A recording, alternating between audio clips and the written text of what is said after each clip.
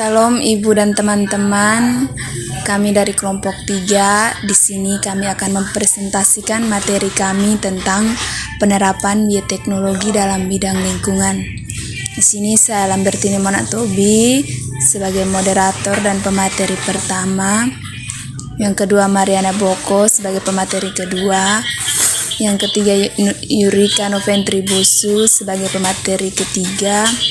Keempat Yohanes Cihabole sebagai pemateri keempat, dan yang kelima Alexander Kaki sebagai pemateri kelima. Yang pertama, definisi penerapan bioteknologi pada bidang lingkungan.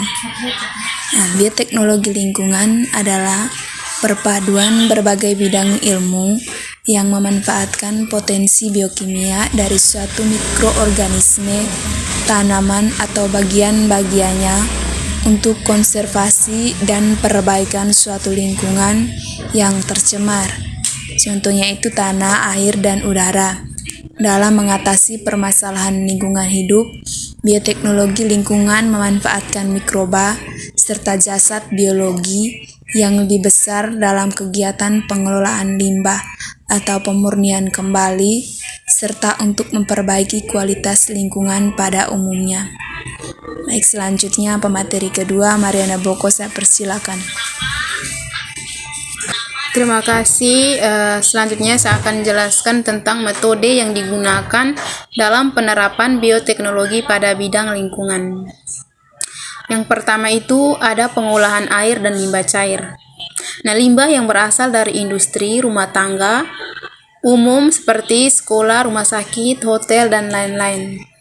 Dan limbah campuran biasanya memerlukan perlakuan biologis atau biological treatment. Berdasarkan penggunaan oksigen oleh mikroba, teknik pengolahan limbah dibedakan ke dalam model aerob dan anaerob. Nah, model secara aerob diantaranya dilakukan dengan menggunakan teknologi trickling filter, proses atau saringan mikroba, activated sludge proses atau lumpur aktif, Lyon proses atau kolam, dan kolom Fistebatter reactors atau reaktor kolom. Nah, yang kedua pengolahan limbah dengan cara anaerob. Nah, pengolahan limbah dengan cara ini pada dasarnya dilakukan untuk memanfaatkan bakteri atau mikroorganisme lain yang anaerobik. Salah satu contoh yang sangat populer adalah pemanfaatan mikroba penghasil metan dalam kegiatan pembuatan biogas mikroba penghasil biogas mikroba. Nah, penghasil metan ini dapat kita temukan tidak hanya di daerah-daerah yang menghasilkan metan tinggi, namun juga pada rumen hewan ruminansia. Pengolahan limbah dengan metode anaerob pada dasarnya sama dengan metode aerob. Hanya saja pada saat ini teknik yang digunakan lebih banyak menggunakan metode fixed bed. Contoh pengolahan limbah dengan metode fixed bed ini adalah mengolah limbah cair dari pabrik tahu. Nah, metode yang ketiga itu degradasi limbah padat. Nah, degradasi limbah padat dengan menggunakan mikroorganisme saat ini sudah banyak dikenal. Mikroba yang sangat dikenal di kalangan petani adalah mikroba yang digunakan untuk kegiatan pengomposan atau untuk tujuan perbaikan struktur tanah, terutama dari segi mikroba. Penggunaan mikroba dalam penggunaan pengomposan misalnya banyak yang menggunakan EM4 atau efektif mikroorganisme untuk degradasi limbah padat, misalnya limbah perkotaan atau bahan organik lain, agar proses decomposting berjalan lebih cepat dengan hasil yang lebih baik. Mikroba yang terkandung dalam cairan EM4 diantaranya adalah Lactobacillus, ragi, bakteri fotosintetik, Actinomycetes, dan jamur pengurai selulosa.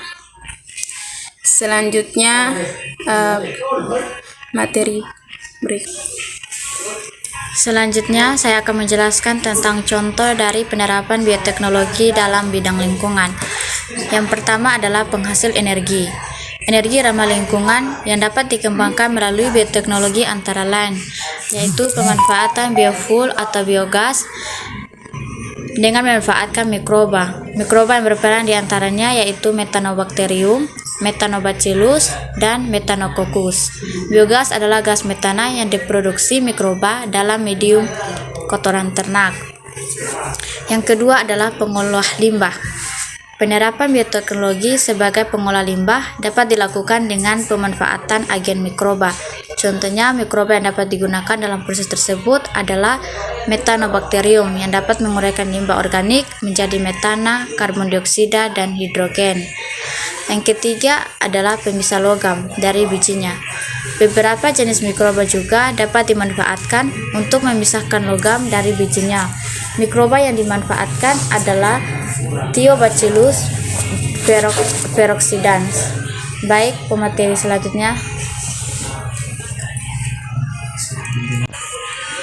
Ya, terima kasih waktu dan kesempatan. Saya akan menjelaskan kelebihan dan kekurangan dari penerapan metode bioteknologi pada bidang lingkungan.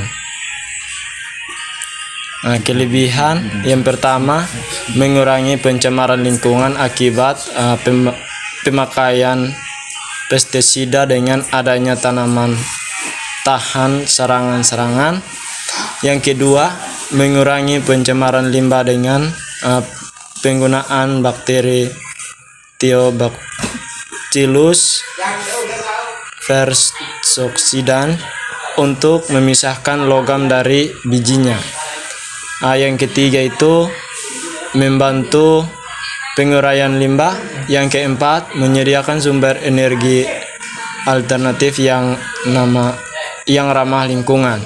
Yang kelima, menghasilkan bahan bakar yang ramah lingkungan. Kekurangan, yang pertama itu kekurangannya karena keragaman hayati.